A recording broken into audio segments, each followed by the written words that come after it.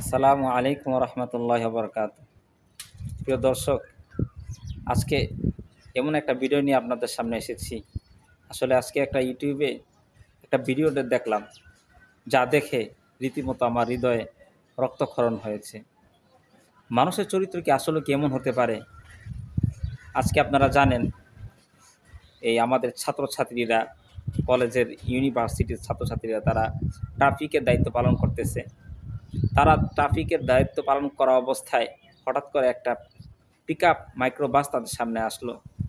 ওইটা চেক করে দেখলো, যেইখানে মানুষ মাল সামানা রাখা হয় পিছনের সাইডে মাইক্রোবাসের, যেখানে মানুষের আসবাবপত্র রাখা হয় ওইখানে একজন কাজের মহিলাকে রেখে দেওয়া হয়েছে। অথচ ওই গাড়ির সিটে জায়গা ছিল পর্যাপ্ত পরিমাণে, মাত্র ২ জন বসা ছিল গাড়িতে। ইচ্ছা করলে তাকে বসাতে পারত। আজকে দেখেন, চিন্তা করে দেখেন, মানুষের, আমাদের মন মানসিকতা, আজকে আমাদের মনস্তত্ত্ব কোথায় গিয়ে পৌঁছেছে, কতটা নিচে নামেছে।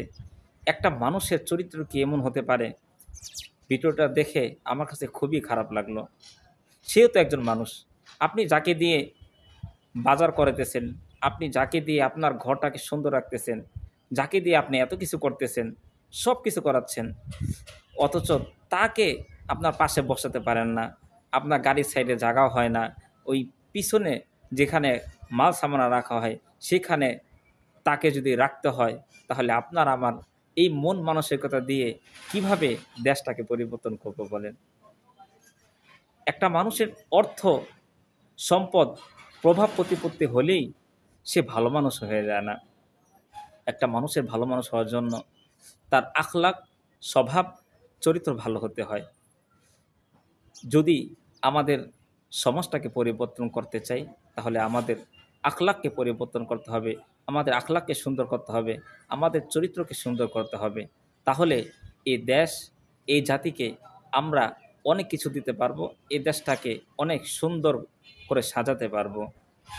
আল্লাহ তাআলা আমাদের সকলকে বুঝার তৌফিক দান করুন।